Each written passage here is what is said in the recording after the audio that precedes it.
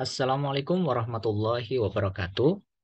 Pada kesempatan kali ini, saya akan memberikan penjelasan materi Quality Function Deployment atau QFD. Di dalam QFD itu ada 3 kata, Quality Function Deployment. Kita bahas satu persatu terkait dengan QFD. Kata pertama adalah quality. Mungkin Anda bertanya-tanya, apa itu quality? Quality pada intinya adalah customer satisfaction. Jadi produk dikatakan berkualitas apabila dia mampu memenuhi keinginan customer atau tujuan akhirnya adalah memuaskan customer. Jadi pada saat perusahaan ingin membuat produk yang berkualitas, dia harus memahami customer needs, apa yang dibutuhkan oleh customer. Jadi tidak asal merancang. Tahap awal kita harus tanya kepada customer, apa sih yang mereka inginkan? Ya, dari banyak sisi, dari banyak variabel, baik dari sisi harga, dari sisi tampilan, dari sisi safety, kenyamanan dan lain sebagainya. Sehingga pada saat perusahaan ingin mencapai produk atau suatu sistem dengan kualitas yang baik, maka perusahaan harus mempertimbangkan apa yang dibutuhkan oleh customer. Sehingga apabila variabel itu didapatkan atau misalkan sudah mendapatkan apa saja sih yang diinginkan customer, perusahaan dapat menerjemahkannya ke dalam bentuk strategi yang disebut sebagai strategi quality. Kata yang kedua adalah function. Jadi quality function. Dan yang terpenting yang ketiga yang disebut dengan deployment. Deployment, arti lain daripada deployment itu adalah sebaran, ya.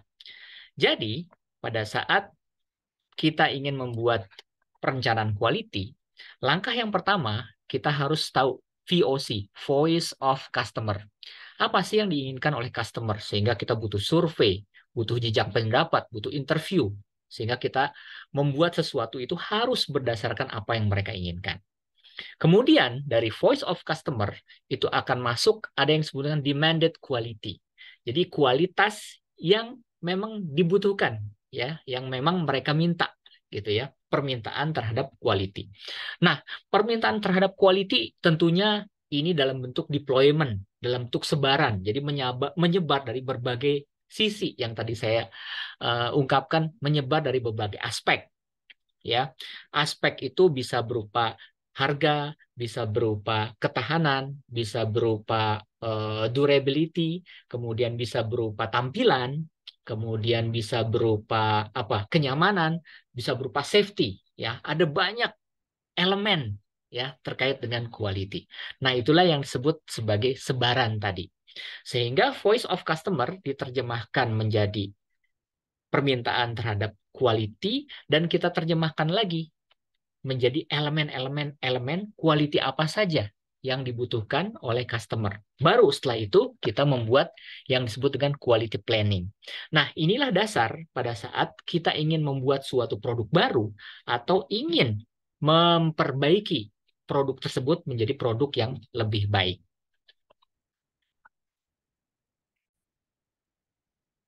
Sehingga kita bisa memberikan kesimpulan bahwa Quality Function Deployment atau QFD adalah salah satu alat atau tools yang dapat digunakan untuk membantu perusahaan dalam proses menerjemahkan keinginan konsumen ke dalam bentuk karakteristik teknis dari produk atau sistem yang ingin dikembangkan atau diperbaiki perusahaan.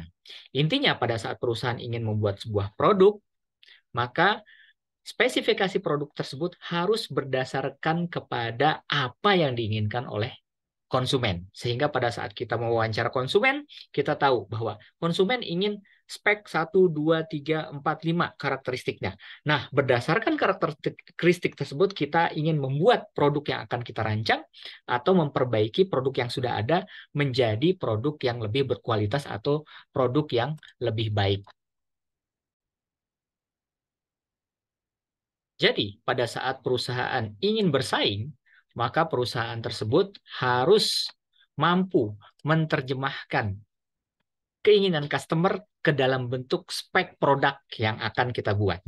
Ya, pada intinya customer satisfaction is number one requirement to implement atau untuk mendevelop produk baru atau memperbaiki produk yang sudah dibuat oleh perusahaan tersebut. QFD pertama kali dilahirkan di Jepang pada tahun 1960, di mana pada saat itu sebagian besar industri ingin membangun suatu sistem yang mampu menjamin kualitas dari produk yang akan dihasilkan. Dengan cara apa? Dengan cara memperbaiki setiap aliran, mulai dari proses desain sampai kepada proses produksi. Ya, jadi ada alurnya. Dia menjaga kualitas dari setiap alur sehingga apa? Sehingga perusahaan tersebut dapat bersaing. Sehingga perusahaan dikatakan dapat bersaing apabila produk yang dihasilkan mampu memenuhi keinginan customer, tentunya dengan quality yang dijaga dalam setiap proses, perusahaan tersebut mampu menurunkan cost. Apabila kedua hal ini dapat dicapai, maka perusahaan itu akan mencapai achieve of excellence. Baik, kita lanjutkan. Nah, lalu fase apa saja yang perlu kita lalui dalam melakukan penerapan terhadap QFD atau Quality Function Deployment? Berdasarkan theinvestorsbook.com yang saya dapatkan di sini, bahwa ada 4 fase daripada QFD. Ya, yang pertama adalah product planning. Kita melakukan perencanaan produk. Kira-kira produknya itu akan seperti apa? Apakah produk itu kita buat dari nol atau develop new product atau kita ingin memperbaiki produk yang ada menjadi kualitasnya lebih bagus. Nah, di dalam product planning ini ada yang perlu kita pertimbangkan. Yang pertama adalah voice of customer. Kita melihat apa sih yang diinginkan customer terhadap produk yang akan kita buat atau kita kembangkan. Tentunya kita harus melihat hubungan keterkaitan antara voice of customer terhadap technical dimension-nya. Tahap pertama. Tahap kedua ada yang disebut dengan design deployment. Kira-kira berdasarkan product planning tadi, desainnya itu seperti apa, detailnya itu seperti apa, ukurannya seperti apa, kemudian kenyamanannya seperti apa, pokoknya spek desainnya itu seperti apa. Setelah itu, kita lanjut ke tahap berikutnya yaitu proses planning. Desainnya sudah mantap, kita tinggal berpikir bagaimana cara membuat produk tersebut. Ya, itu yang disebut dengan proses planning. Tahapan apa yang perlu dilalui sehingga produk yang dibuat akan memenuhi keinginan customer tadi. Dan tahap terakhir adalah production planning. Bukan cuma kita tahu bagaimana cara membuatnya, tetapi kita juga mampu untuk memproduksi dalam jumlah yang banyak atau memperbanyak. Jadi ada 4 tahap, yaitu product planning, perencanaan produk, design deployment, sebaran desainnya itu seperti apa speknya, kemudian proses planning, perencanaan proses apa yang harus kita lalui untuk mencapai yang di atas, dan yang terakhir adalah production planning. Ya, bagaimana caranya kita membuat produk bukan cuma satu tapi 2 atau bahkan ribuan lebih banyak dari produk yang bisa kita hasilkan. Apabila kita lihat pada fase tersebut, maka saya perbesar. Di sini ada 2 fase awal itu bentuknya seperti rumah, ya. Nah, fase awal itu product planning. Nah, di sini bentuknya seperti rumah. Oleh sebab itu kita sering menyebutnya house of quality.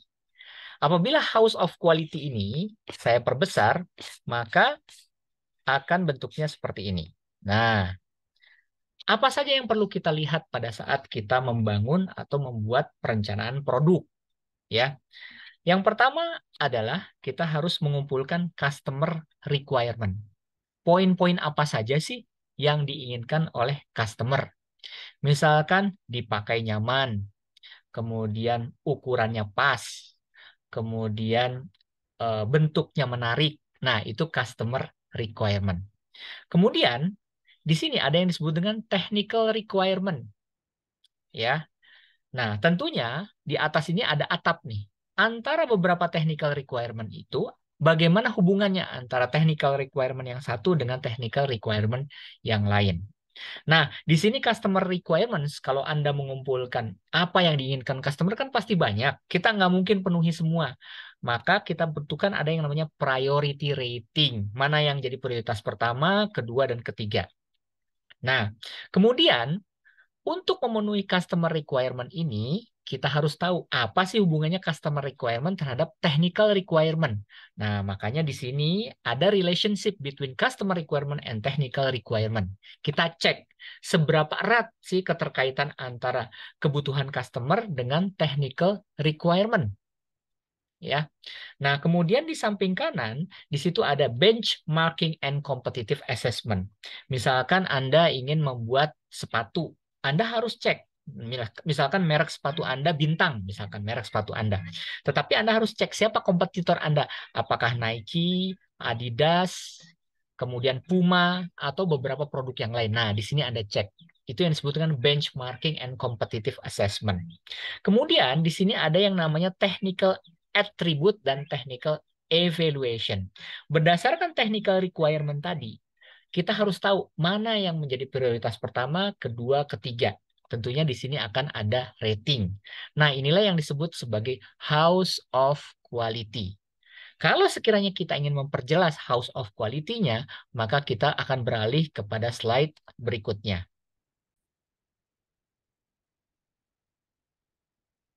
Untuk mempermudah Anda memahami materi QFD ini, saya akan mencoba menggunakan studi kasus ya. Misalnya Anda adalah perusahaan yang membuat helm. Nah, Anda akan mencoba mengembangkan helm baru yang memiliki spesifikasi lebih baik. Intinya memperbaiki kondisi helm yang sebelumnya.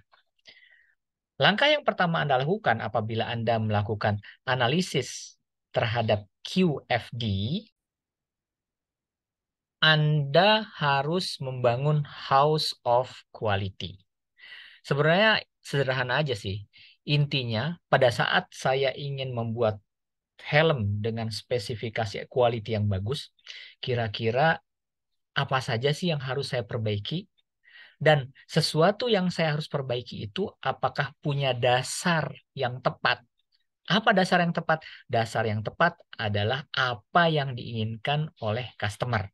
Sehingga spek helm yang baru nanti itu harus kompatibel dengan apa yang diinginkan oleh customer. Nah, saya masuk kembali ke House of Quality yang ada pada investorsbook.com ya. Saya pilih karena ini mudah dipahami. Nah, langkah yang pertama Anda lakukan adalah Anda harus menentukan dulu yang sisi kanan di sini. Apa saja sih customer requirement yang diinginkan oleh customer? Saya perbesar ya. Nah, Anda tentukan dulu. Ternyata di sini yang pertama adalah safety, keamanan, comfort, kenyamanan, lightweight, ringan, stylish, gayanya stylish, cheap, murah, dan Bluetooth and speaker. Jadi ceritanya di dalam helmnya itu ada Bluetooth dan speaker. Bagaimana dia dapat poin-poin ini? Tentunya berdasarkan interview kepada customer. Caranya gimana? Anda kumpulkan sekelompok orang yang memang uh, pengguna helm. Ya, misalkan populasi dari mahasiswa Bina Nusantara yang yang memiliki kendaraan bermotor. Anda kumpulkan. Ternyata di BINUS ada sekitar 500 mahasiswa Bina Nusantara yang memiliki motor. Nah, jangan semua Anda ambil saja 10%-nya. Ya, Anda interview, kalau 10% dari 500 berarti kan 50. Nah, 50 orang ini Anda interview, kira-kira spek apa yang mereka inginkan atau yang mereka harapkan dari sebuah helm yang mereka sudah punya. Nah, berdasarkan hasil interview tersebut, tentunya Anda rating dong mana yang terbanyak. Nggak mungkin hanya berapa ini? 1, 2, 3, 4, 5, 6. Hanya 6. Pasti akan dari 50 orang itu pasti ada puluhan spek yang mungkin ada. Nah, Anda pilihlah 1, 2, 3, 4, 5, 6. 6 yang tertinggi, yang sebagian banyak orang memilih gitu, atau yang sebagian banyak orang mengatakan hal yang sama. Ternyata dari hasil interview kepada mereka, tentunya Yang diperoleh adalah yang pertama safety, comfort, lightweight, stylish, cheap, dan Bluetooth. Nah, ini berdasarkan interview kepada customer pengguna helm atau yang memiliki kendaraan bermotor di Universitas Bina Nusantara. Itu yang pertama, Anda tentukan ini dulu. Kemudian langkah yang kedua, kita masuk dari sisi pabrikan, ya, dari sisi produsen. Nah, kita dari sisi pabrikan tentunya tahu dong bagaimana cara membuat helm yang baik, ya. Otomatis ada beberapa spesifikasi yang memang kita ingin terapkan pada helm tersebut. Nah, berarti kalau ini source-nya adalah dari customer, tetapi kalau ini source-nya itu adalah dari perusahaan itu sendiri atau kita nih sebagai produsen helm. Nah, spesifikasi ini yang disebut dengan technical requirement. Ya, jadi memang ada plan untuk mengembangkan helm berdasarkan technical requirement. Apa technical requirement kita? Yang pertama adalah outer shell. Misalkan kita ingin memiliki pelindung luar, ya, pelindung luar daripada helm tersebut. Kemudian yang kedua, technical requirement-nya itu adalah weight, ya, terkait dengan beratnya. Kemudian yang ketiga, inbuilt Bluetooth.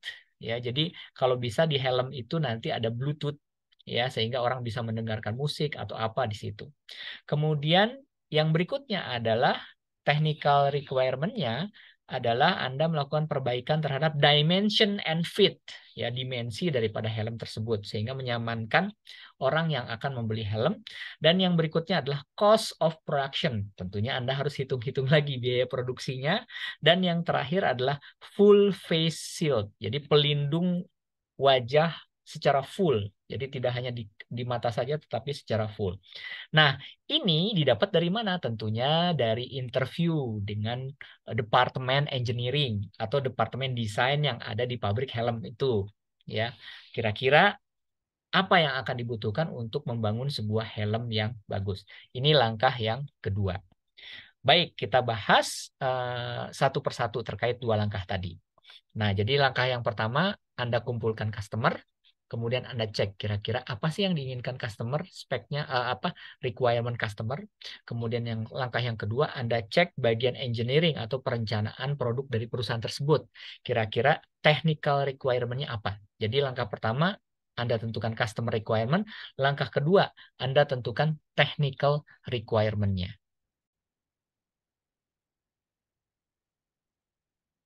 Ya, jadi langkah berikutnya adalah kita ingin menentukan ratingnya. Bagaimana cara kita menetapkan rating?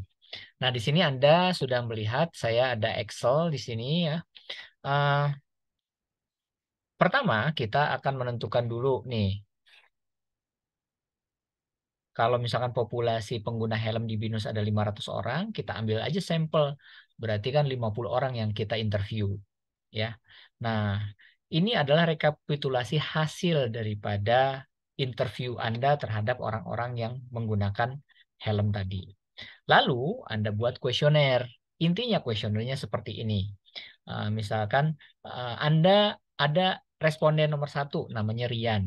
Ya, si Rian ini disuruh memilih safety, comfort, lightweight, stylish, cheap, dan speaker. Jelaskan kepada dia bahwa kalau dia menulis angka 6, berarti itu menjadi prioritas utama. Kalau menulis angka 5, prioritas biasa, angka 4 penting, 3 kurang penting, 2 biasa saja, kemudian 1 tidak penting. Nah, dia diminta untuk mengurutkan mana yang paling penting. Misalkan Rian menganggap bahwa ini misalkan 6, 5, 5, kemudian 4, 3, 2, misalkan yang belum ada berapa? 6 di sini 6, 5, 4, oh 3. Oke. Nah, ini jawaban Rian. Oke. Nah, jawaban ini harus kita recap ya. Maka misalkan jawaban Rian ini kemudian kita rekap ke dalam rekapitulasi daripada jawaban kuesioner. Nah, Anda lakukan untuk Dina, Bening, Bintang, Bianca, terus semua sampai ke 50 responden. Ya, nah saya anggaplah misalkan ini jawaban Dina, ya. Kemudian Katakanlah seperti itu, ya. Kemudian ini jawaban dari Bening, Anda recap. Kemudian ini jawaban dari Bianca, Anda recap. Ini jawaban dari Bintang dan Bianca. Ya, Anda lakukan terus sampai orang yang ke 50. Nah, setelah Anda dapatkan yang ke-50, maka Anda totalkan di sini. Atau misalkan Anda rata-ratakan. Ya, misalkan di sini Anda totalkan di sini dapat misalkan 60, ini misalkan saja ya, 50, misalkan 40, 30, 20, 10. Nah, dari sini Anda bisa urutkan mana yang paling besar, mana yang paling kecil.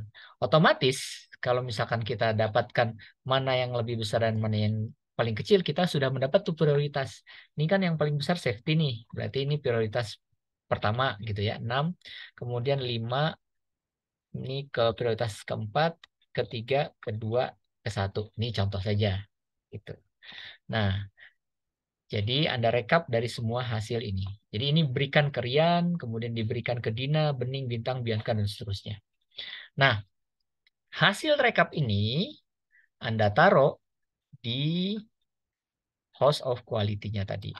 Nah, di sini. Sehingga Anda taruh 5, 5, 4, 3, 2, 1. Bisa saja ada yang sama. Ya, bisa saja. Oke. Nah, langkah yang kedua, Anda ingin menentukan priority percentage. Ya. Nah, ini mudah saja. Gimana caranya? Dari sini kan bisa ketahuan berapa orang yang memilih untuk menjawab bahwa safety itu prioritas pertama. Nah, berapa orang? Kemudian comfort itu berapa orang? Atau misalkan dari sini kita bisa menetapkan berapa persen, ya. Nah, dari sini kita bisa menetapkan berapa persen. Ya udah, misalkan sama dengan sebentar, sama dengan sum kurung buka. Nah, Anda ini totalkan kurung tutup. Ya, misalkan jawabannya seperti itu. Kemudian ini Anda ingin tetapkan persentasenya. Ya, mudah saja. Ya, berarti kan sama dengan ini dibagi dibagi ini. Oke, 28%. Nah, kemudian ini Anda kasih dolar gitu ya, supaya tetap baginya. Nah, ini saya ke sini ya, kemudian Anda rubah ke dalam bentuk persen. Nah, dari sini kelihatan bahwa ada yang 25%, 24%, 19%, 14%, 10%, dan 5%. Nah, persentase ini Anda tinggal pindahkan ke sini. Ya. Nah, priority percentage. Ya, sehingga dengan proses tersebut Anda sudah mendapatkan 3 kolom tuh. Kolom customer requirement, kemudian kolom priority rating, dan kolom priority percentage. Ya, ini langkah pertama terkait dengan customer requirement. Langkah kedua, Anda harus melakukan juga survei terhadap technical requirement. Nah, technical requirement itu apa saja di sini ya. Ini Anda lewatin ya. Ini outer cell, kemudian weight, kemudian inbuilt Bluetooth, kemudian dimension and fit, dan cost of production. Kemudian yang berikutnya full face seal. Nah, ada satu yang menarik di sini. Di sini ada seperti atap. Nah, bentuknya seperti ini. Nah, atap. Ini menunjukkan hubungan keterkaitan antara technical requirement satu dengan technical requirement yang lain. Contoh, di sini nih, ada strip-strip. Ini menunjukkan hubungan antara outer cell dengan weight. Ada nggak sih hubungan antara outer cell dengan beratnya? Ya. Untuk apa kita melakukan analisa ini? Untuk mengecek apakah pada saat kita menambahkan pelindung bagian luar, itu berpengaruh nggak terhadap berat keseluruhan helm. Nah, hubungannya dijelaskan dengan ini. Kemudian ada di sini strip 1. Ini menunjukkan hubungan antara weight dengan inbuilt Bluetooth. Ya. Untuk melihat dengan menambahkan Bluetooth di helm, kira-kira menambah berat daripada helm tidak, gitu kan? Kemudian di sini ada tanda plus. Plus di sini menunjukkan hubungan antara kita tarik ke kiri, outer cell terhadap kita tarik ke kanan, dimension and fit. Pada saat kita menaruh outer shell di bagian helm kita, itu akan berpengaruh nggak terhadap fit daripada helm tersebut di kepala kita. Nah, ini yang menunjukkan hubungan keterkaitan antara technical requirement satu dengan technical requirement yang lain. Sehingga Anda perlu meneliti, ada nggak hubungan antara outer cell dengan weight, outer cell dengan inbuilt, outer cell dengan dimension, outer cell dengan cost of production, outer cell dengan full face shield. Ya, begitu juga seterusnya antara kebalikan ini, antara masing-masing ini. Sehingga itu bisa direpresentasikan dalam atap ini. Sehingga kalau Anda menetapkan ini, berarti hubungan antara ini dengan yang ini. Kalau Anda menetapkan ini, hubungan antara tinggal garis ke kiri ini, kemudian ini ke kanan dengan cost of production. Nah, seperti apakah hubungannya? Hubungannya, kalau sekiranya Anda tulis plus-plus, berarti hubungannya strong positif. Contohnya yang plus-plus apa? Ini nih. Ini adalah hubungan antara outer cell terhadap full face shield.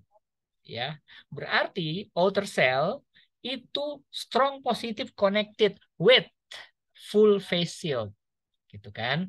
Kemudian yang kedua plus positif satu nih. Oh, berarti positif hubungannya. Berarti dimension and fit itu berhubungan positif terhadap full face shield. Nah, tetapi kalau misalkan kosong, berarti hubungannya netral. Ya, keterkaitannya. Kalau negatif, hubungannya negatif. Bisa jadi semakin ditambah outer cell itu semakin berkurang beratnya, ya, yaitu intinya adalah hubungan terbalik lah begitu. Ya. Kemudian di sini adalah strong negatif. Jadi kalau strong positif itu hubungan lurus, kalau strong negatif itu hubungan terbalik. Contohnya hubungan lurus itu begini. Kalau Anda makan banyak, berat badan Anda bertambah. Itu strong positif tuh. Ya.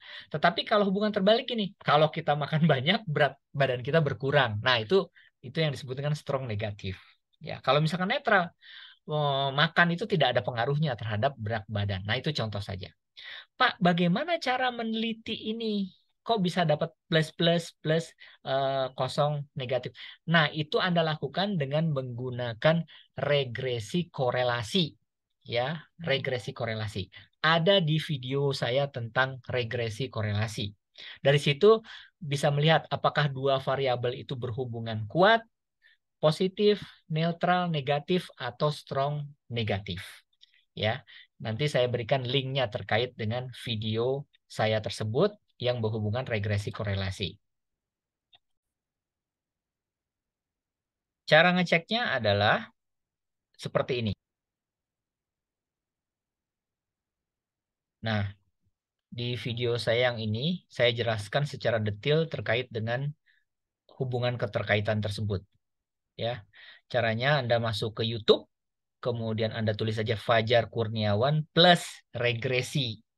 Maka akan keluar dua video, statistik regresi korelasi dan regresi korelasi dengan menggunakan Excel. Apa bedanya?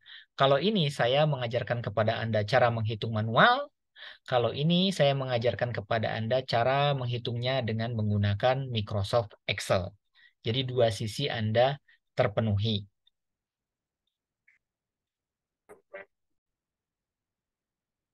Nah, bagaimana cara menentukan plus plus plus minus minus minus atau kosong?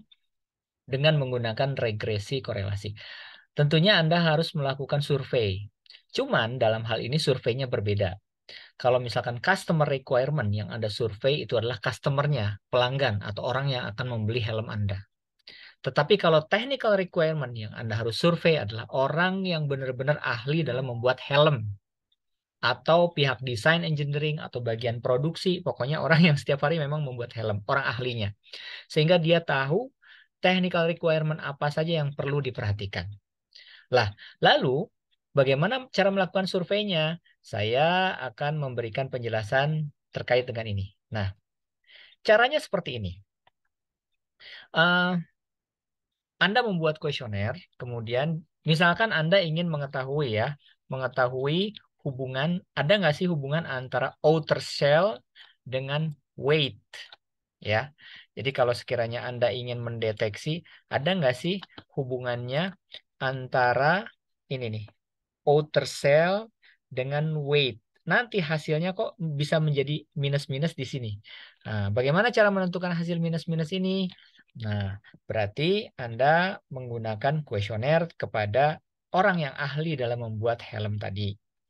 Nah, eh, pertama Anda tetapkan dulu respondennya berapa. Misalkan orang yang ahli itu ada 10 orang, ya udah Anda interview saja 10 orang. Nah, kemudian kita lihat. Nah, eh, misalkan orang pertama yang Anda interview namanya Antono. Ya, kemudian di situ ada dua pertanyaan. Kenapa? Karena ada dua variabel yang Anda tanyakan. Pertanyaan pertama, perancangan outer shell menentukan kualitas teknik perancangan helm. Dia akan menjawab nih, sangat setuju, setuju, biasa saja, tidak setuju, sangat tidak setuju. Misalkan dia akan menjawab sangat setuju, ya berarti saya kuningkan. Ya. Kemudian pertanyaan kedua, Antono menjawab berat helm menentukan standar kualitas produk helm. Nah, misalkan dia menjawab setuju, berarti saya kuningkan. Nah, hasil jawaban si Antono ini direkap ke dalam rekapitulasi hasil dari kuesioner. Nah, rekapnya seperti ini. Ya, si Antono menjawab outer shell-nya itu berarti sangat setuju, berarti 5 ya kan tadi poinnya. Kenapa? Karena kalau dia jawab sangat setuju, berarti 5 poinnya. Kemudian yang berikutnya, Antono menjawab weight-nya berapa? Weight-nya terkait helm. Di sini dia menjawab setuju, berarti 4 poinnya. Ya udah, nanti Anda masukkan di sini poinnya 4. Anda lakukan hal yang sama untuk Anthony misalkan 5, 4, misalkan 3, 2. Ini jawaban mereka ya, misalkan 4, 2, kemudian 3, 1. Misalkan 2. Nah, sehingga Anda dapat memperoleh jawaban terkait dengan outer shell dengan weight. Pertanyaannya adalah, bagaimanakah hubungan antara outer shell dengan weight? Nah, untuk mengecek hubungannya, Anda sudah dapat dua variabel. Anda pergunakan pengolahan data regression namanya di tabel di video yang saya ajarkan tadi linknya. Nah, sebenarnya di sini saya ingin menunjukkan ternyata ada juga. Nah, sehingga hasilnya bisa dibuat seperti ini. Kemudian Anda hitung XI, YI, nanti di video itu Anda lihat. Kemudian Anda tentukan R. Dari R kita bisa mengetahui berapa nilai R dan dari situ kita bisa kategorikan apakah hubungan antara dua variabel. Nah, di sini ada dua variabel ya. XI dan YI ya. Kalau tadi hubungan antara shell, outer shell dengan weight dengan berat. Nah, kita lihat nilai korelasinya. Nah, setelah nilai korelasi tersebut Anda dapat, otomatis Anda bisa menentukan tuh ya, apakah hubungannya itu strong positif, ya kalau strong positif kasih plus plus, kalau positif kasih plus 1, neutral negatif dan strong negatif. Nah, ini berdasarkan nilai R tadi. Ya, pokoknya kalau nilai R kalau nggak salah yang mendekati angka 1,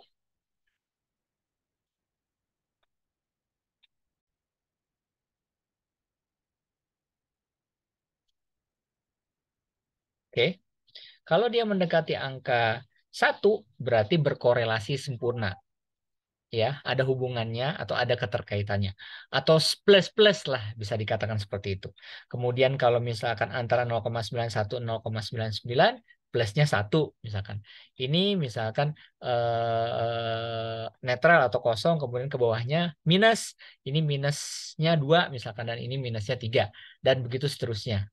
Nah, ini jadikan standar untuk menetapkan bagaimana korelasi yang diperoleh dari variabel technical karakteristik tadi.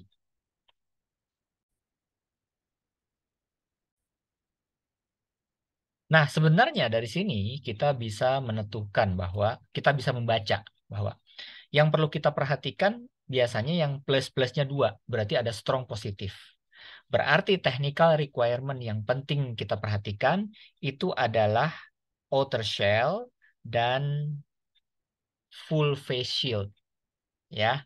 Kemudian ada nggak yang lain nih? Ada yang strong positif, dimension and fit, dan cost of production. Nah, jadi 4 itu yang menjadi prioritas ya, yaitu outer shell, kemudian full face shield, kemudian dimension and fit, dan cost of production. Jadi kalau kita ingin memproduksi keempat poin itu yang kita perhatikan, dan yang negatif 2 ini ya bisa kita abaikan lah seperti itu, karena tidak begitu kuat hubungannya. Nah, inilah perspektif daripada produsen, daripada pabrik. Nah, lalu yang tadi itu adalah perspektif daripada customer. Nah, sekarang pertanyaannya, kita mencoba menghubungkan antara perspektif customer dengan perspektif produsen. Seperti apakah hubungannya? Hubungan antara perspektif produsen dengan perspektif customer itu dilambangkan dengan kotak yang ada di tengahnya, ya. Nah, contohnya di sini ada 3 kriteria. Yang pertama, kalau misalkan lingkaran seperti ini berarti strong, ya. Kemudian kalau segitiga ke atas berarti medium, ya. Kemudian kalau lingkaran seperti ini berarti weak atau lemah. Ya, contoh misalkan safety, hubungannya safety dengan outer cell. Seperti apa sih hubungannya? Oh, berarti strong.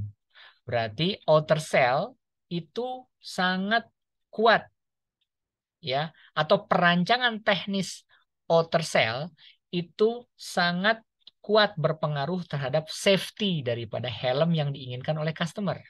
Oke. Kemudian kita contoh lain misalkan segitiga ini. Segitiga ini menunjukkan hubungan antara weight dengan safety.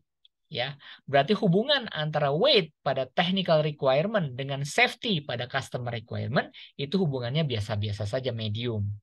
Ya. Kemudian ada yang bisa diabaikan nggak? Weak, lemah. Contohnya ini, hubungan antara full face shield dengan comfort. Ya, full face shield dengan comfort. Sepertinya hubungannya ya weak atau lemah. Nah, hal ini bisa Anda lakukan dengan fokus group discussion, dengan membandingkan hasil rekapitulasi kuesioner daripada si produsen atau daripada pihak pabrik dengan hasil rekapitulasi kuesioner yang diberikan kepada customer. Kemudian kita analisa hubungan keterkaitannya. Biasanya di sini yang menjadi dasar untuk melihat hubungan keterkaitan itu ini, ya, hubungan strong positif-positif antar technical requirement dan priority rating antar safety, comfort, lightweight. Nah, ini lebih spesifiknya dibicarakan di dalam technical meeting atau focus group discussion di dalam perusahaan tersebut, sehingga bisa memutuskan kira-kira mana nih yang menjadi hubungan strong, mana yang menjadi medium, dan mana yang menjadi weak. Nah, di sini yang menjadi prioritas itu adalah yang lambangnya strong saja. Berarti pada saat kita membuat helm, berarti kalau ingin comfort, berarti kita harus memperhatikan weight, berat helm, harus memperhatikan dimension and fit, gitu ya. Kalau misalkan ingin lightweight, ringan, kita harus memperhatikan berat dari perancangan technical requirement, dan kita juga harus memperhatikan cost of production dari perancangan requirement. Ya, kemudian yang berikutnya adalah dari sisi stylish, bagaimana yang mempengaruhi stylish itu? Yang mempengaruhi stylish itu yang pertama bentuk outer cell-nya, ya, bentuk penutup atau pelindungnya. Kemudian technical requirement-nya, cost of production, dan full face shield-nya ternyata berpengaruh terhadap stylish hanya satu nih. Tetapi kalau chip itu dia sangat berpengaruh terhadap technical requirement dari outer cell, kemudian cost of production, and full face shield. Nah, jadi ada 3 kriteria. Nah, ini ditentukan berdasarkan focus group discussion. Berarti langkah 1 sudah diselesaikan, langkah 2 sudah diselesaikan, langkah 3 sudah, kemudian langkah 4 sudah. Langkah berikutnya adalah pada saat kita membuat perancangan, tentunya kita tidak sendiri dong. Kita punya namanya pesaing, ya. Jadi kalau misalkan Anda memproduksi produk sakit kepala, misalkan Panadol, kita lihat ada juga Bodrex pesaingnya, misalkan seperti itu misalkan. Nah, kira-kira siapa saja pesaing perusahaan kita yang memiliki produk yang sama? Di sini ada 4 perusahaan, ya, yaitu perusahaan XYZ, kemudian ABC, kemudian LMN dan PQR. Jadi ada 4 perusahaan. Nah, 4 perusahaan ini bisa Anda cek eh, ratingnya atau statusnya. Nah, kalau misalkan di sini Anda lihat, gimana caranya, Pak? Oh, di sini kan berarti PT XYZ itu dari sisi safety, dia unggul nih. Kemudian 5 poinnya. Kalau PT LMN dari sisi safety dia unggul. Tetapi PT PQR ya dari sisi safety dia lemah. Ya, nilainya 3. Bagaimana caranya, Pak, untuk menentukan ini? Gampang. Caranya untuk menentukan ini dengan memberikan kuesioner. Kuesionernya kepada siapa? Kepada konsumen. Konsumen diminta untuk menilai ya masing-masing perusahaan pembuat helm tersebut. Nah, jawaban konsumen ditaruh di sini. Bagaimana cara membuat kuesioner terhadap konsumen? Caranya mudah. Caranya begini. Nah, dari sini Anda lihat, ya tentunya dengan memberikan kuesioner ya. Misalkan konsumennya itu kan orang yang menggunakan helm di BINUS nih, ada 500 orang, kita ambil 50 yang kita tanyain. Ya, makanya pada saat Anda membuat kuesioner, jangan satu-satu. Kalau bisa satu kuesioner ditanyainya yang banyak, biar pada saat ngolah nanti, itu sekaligus kita olah gitu ya. Nah, bentuk kuesionernya seperti apa? Anda minta si customer untuk meranking. Ada 4 perusahaan nih, ya. Dari sisi apa kita ingin menilai? Yang pertama dari sisi safety, ya kan? Dari sisi safety. Kan tadi ada 6 perspektif tuh. Ada dari sisi safety, ada dari sisi weight, ya. Nah, kalau dari sisi safety, ini Sirian mengatakan bahwa perusahaan XYZ ini paling unggul. Ya, kedua ABC. Si Dina mengatakan kalau dari sisi safety perusahaan PQR ini paling unggul. Kemudian yang berikutnya LMN. Yang nggak unggul ini nih perusahaan XYZ. Nah, itu kan pendapat orang beda-beda terhadap produk yang dia nilai. Nah, kemudian setelah Anda rekap semua sampai 50 customer untuk sisi safety, maka Anda totalkan. Nah, dari total ini kan kelihatan mana yang paling besar, sedang, dan mana yang paling kecil. Kalau yang paling besar Anda berikan rating misalkan 4, misalkan yang paling kecil 3, misalkan ini 2, kemudian ini 1. Nah, rating inilah yang nanti kita jadikan dasar untuk menetapkan eh, rating pada host of quality-nya tadi ya. Sehingga Anda dapat nih untuk safety di sini ada 5 4 5 3. Bisa jadi ternyata dirata-ratakan ada yang sama nih. Bisa jadi seperti ini. Nah, Anda lakukan kuesioner tadi untuk safety, comfort, lightweight, stylish, cheap, Bluetooth, and speaker. Nah, jadi Anda lakukan untuk hal tersebut. Nah, kemudian ini langkah berikutnya ya. Ini house quality. Jadi untuk membuat house quality emang kita harus banyak membuat kuesioner. Dan yang berikutnya adalah kita lihat importance-nya. Nah, berdasarkan hasil ini kita rating tuh kalau misalkan strong berapa sih angkanya gitu kan. Kalau medium berapa angkanya, kalau weak berapa angkanya. Nah, di sini ada yang disebut dengan importance. Dari importance ini kita bisa tetapkan berarti yang paling tinggi angkanya itu adalah 480. Itu artinya apa? Artinya bahwa ini ada 500, ada 500. Berarti weight itu menjadi pertimbangan utama dalam melakukan technical requirement. Ya, kenapa? Karena weight atau berat daripada helm itu akan mempengaruhi apa? Comfort, kenyamanan. Ya, kemudian akan mempengaruhi lightweight, ya, beban yang diderita oleh si customer kalau dia menggunakan helm tersebut. Kemudian ini dari sisi weight. Kemudian ranking kedua importance-nya apa? Tingkat kepentingannya. Yang kedua adalah 480. 480 itu apa? Order shell. Jadi pada saat kita melakukan perancangan technical requirement order shell, itu otomatis kita memenuhi kebutuhan customer tentang safety. Kemudian kebutuhan customer berkenaan dengan stylish dan berkenaan dengan cheap price of helmnya. Nah, kemudian dari situ kita bisa melihat berapa persen dari masing-masing. Jadi tidak semua spesifikasi daripada technical requirement maupun customer requirement itu harus kita penuhi terlalu banyak.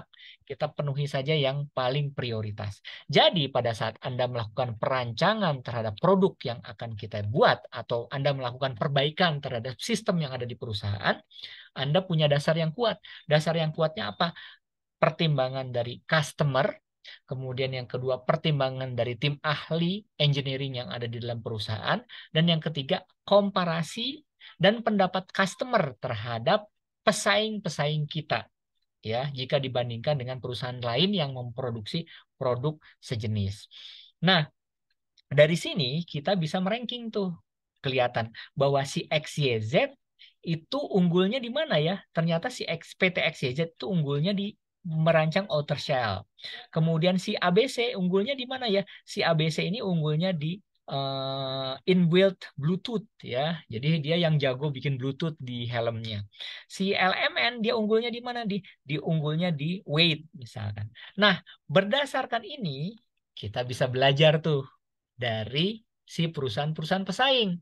Oh, kalau kita ingin memprioritaskan untuk nih ya, ini kan prioritas nih 510, memprioritaskan untuk memperbaiki weight atau berat helm, maka kita harus bisa belajar dari produknya perusahaan LMN yang mempunyai rating weight-nya 5. Ya, bagaimana sih dia bisa membuat helmnya menjadi begitu ringan ya. Barangkali Anda bisa melakukan reverse engineering gitu kan, membeli helmnya kemudian Anda bongkar gimana sih kok dia bisa ringan gitu ya.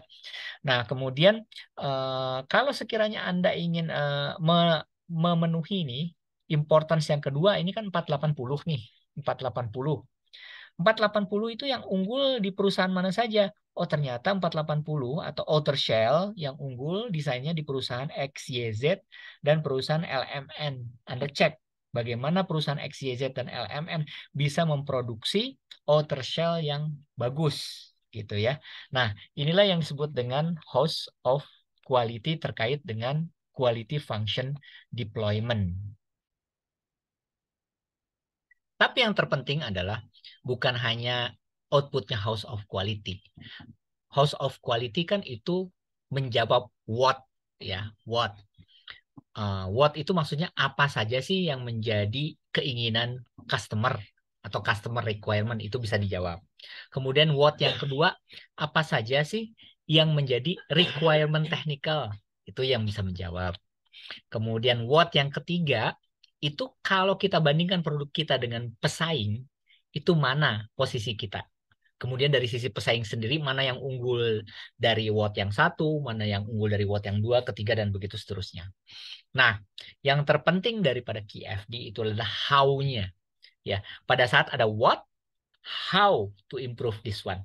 Pada saat ada what, bagaimana ya cara mengurangi berat helm, how-nya yang harus kita pertajam. Nah, makanya ada matriks what's how.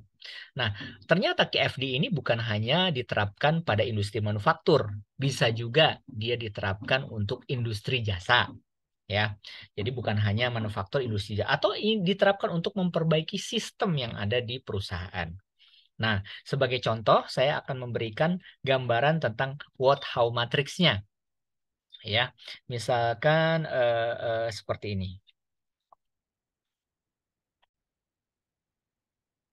Barusan yang saya jelaskan kepada Anda, itu adalah baru tahapan product planning. Nah, untuk mahasiswa BINUS yang dapat project nih, cukup Anda sampai kepada proses planning saja. Jadi tidak perlu kepada production planning. Ya. Nah, untuk product planning, berarti kan tadi outputnya sudah jelas tuh. Ada voice of customer, ada technical dimension. Dari technical dimension itu kan kita dapat tuh prioritas mana yang utama, sedang, atau tidak prioritas. Nah, berdasarkan hasil ini, kita jadikan dasar untuk membangun technical dimension-nya. Nah, technical dimension itu kan ada ya, misalkan technical dimension tadi yang unggul apa? Yang unggul itu terkait dengan helm, itu weight, ya. Bagaimana cara mengurangi berat helm. Nah, untuk mengurangi berat helm tentunya kita harus part karakteristiknya itu apa saja yang lebih detail lagi daripada spesifikasi helm itu. Nah, inilah yang disebut dengan design deployment. Nah, ini masih what nih? Apa saja? Ya, berarti product planning itu umum, kemudian design development lebih spesifik lagi. Ibaratnya kalau product planning itu karakteristik mobil ya ada body, ada sasis. Nah, kalau design deployment ini uh, di dalam sasis itu apa saja sih peritilanya sampai ke baut-bautnya ini design deployment. Nah, kemudian kita lihat panah. Setelah kita dapatkan part karakteristik, baru kita masuk how to make part karakteristik seperti itu. How-nya. Bagaimana cara membuatnya? Nah, masuklah ke dalam proses planning. Nah, disitulah kita masuk ke dalam manufacturing operation. Berarti pada saat kita menetapkan bahwa oh, technical dimensionnya ternyata helm harus ringan, weight-nya harus dikurangi. Maka kita masuk ke sini. Untuk memperingan helm, maka bautnya seperti ini, maka kacanya harus seperti ini, maka busanya harus seperti ini. Yang disebut dengan design deployment. Nah, untuk mencapai itu, how to make kaca seperti itu, how to make busa seperti itu, how to make baut seringan itu ada di proses planning. Nah, jadi saya mengatakan tadi house itu ada di proses planning, ya. Berarti how menjawab what tadi. Ya, jadi kalau mahasiswa BINUS diminta untuk menjawab, tolong buat 5 what. Berarti karakteristik voice of customer-nya itu ada 5. Kemudian technical dimension-nya itu ada 5. Gitu. Tapi pada saat di proses planning dia harus menjawab house-nya. Nah, saya akan memberikan contoh terkait untuk industri jasa, ya, terkait untuk industri jasa.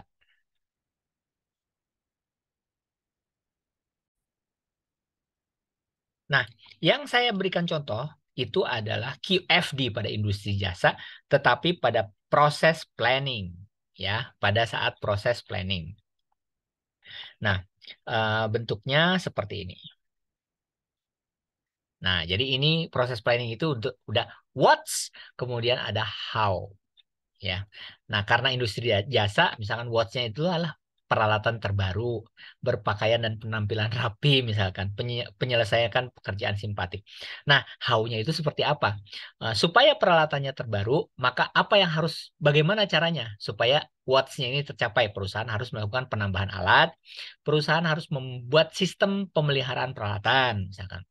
Nah, kalau sekiranya berpakaian dan berpenampilan rapi, karyawan gimana caranya? Karyawan harus dimotivasi untuk memiliki rasa tanggung jawab, ya hausnya gitu kan. Karyawan harus berorientasi pada kepuasan pelanggan. Nah, ini terkait dengan haus. Lalu hubungannya kita cek lagi, ini ada hubungannya nggak dengan, gimana cara ngeceknya? Ya udah dengan rating, dengan kuesioner tadi, kemudian dicek hubungannya kuat, lemah, atau tidak ada hubungannya, itu dengan menggunakan regresi, ya dengan statistik tadi. Sehingga ada simbol-simbolnya tadi. Nah, ini bisa dilakukan untuk berbagai perspektif, ya, berbagai perspektif penilaian terhadap what's and how. Jadi, posisi how ini ada di house quality-nya proses planning, ya. Nah, demikianlah materi saya terkait dengan quality function deployment QFD, sehingga bisa membantu proyek Anda atau skripsi barangkali atau tesis Anda terkait dengan QFD. Terima kasih. Assalamualaikum warahmatullahi wabarakatuh.